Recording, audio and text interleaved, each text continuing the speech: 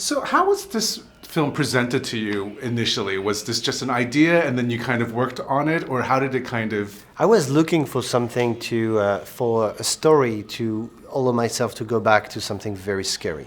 I wanted to go back to The Hills Have Eyes or High Tension. I did some all comedy like Piranha, but I wanted to do something that will really scare the audience, put them on the edge of their seat, create like an immersive experience for them.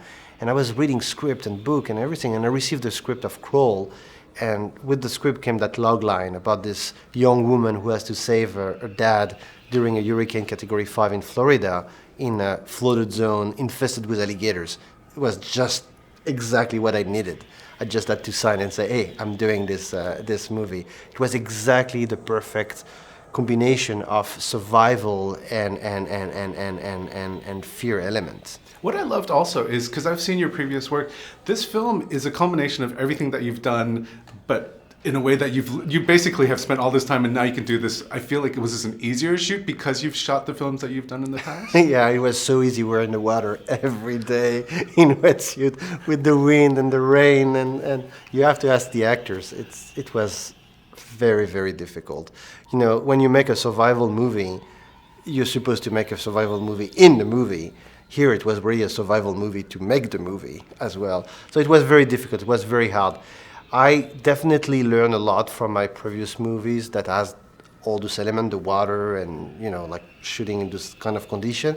I kind of forgot how difficult it was. So it was kind of taking me back to, what I was thinking when I was writing that scene in the middle of the night in my very warm and comfortable place.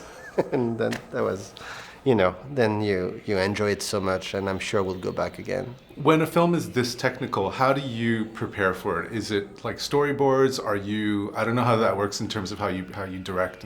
I mean, every movie needs to be prep a lot. You know, making a movie costs a lot of money, so you don't have the time to redo and try and look. So you need to know exactly what you're doing. So I pretty much work a lot on the script. The script is very, like, the most important thing. And then it's, you know, some storyboards, some shot list. I do shot list for every sequence. I really, you know, want to know exactly how I'm going to do. But then it's really come to the work with the actors and the blocking and how, you know, like they're going to own the space. And specifically when you know, like part of the movie is in a crawl space or in a floated place, you know, like the way they're going to be interacting with each other is the key of if the scene is going to be believable or not. How did you work with these actors? Because you put them through a lot of fun stuff. Mm-hmm. And so were they prepared for it going on, or were there moments where like, come on, you know, like does it happen where... Whatever they say, they knew. It was written on the script. No, it was, you know, I would have not be able to make such a movie without Kaya and Barry. They were absolutely, troopers. And when I, you know, asked like, you sure, Kaya, you know what's coming? I want to make this movie to show my son how badass I can be. And yes, she was definitely badass. When you have a film where there are alligators involved, how much, because, you know, I understand the magic of cinema, so maybe some of that is not real, but were there any kind of real life, alligators on set, or how did you kind of observe them in order to make it look realistic for the fans? You know, like you'll see when the movie comes in home video, there is a great behind the scene that show everything, but it's all the actors. You know, like there were no real alligators on set. They were just stuntman dressed in full spandex, green suits, crawling toward them. That was really scary, in fact.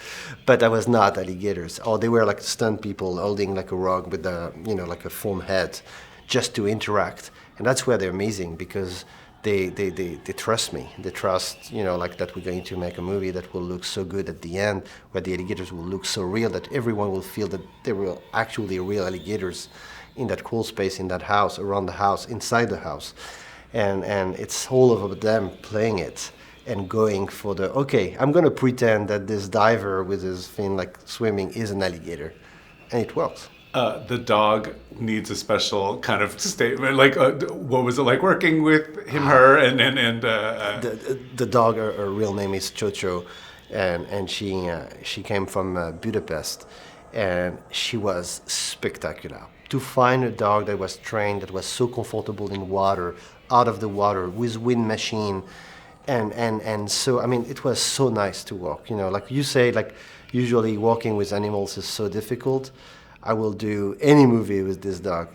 She was magic. When you work on a film that is so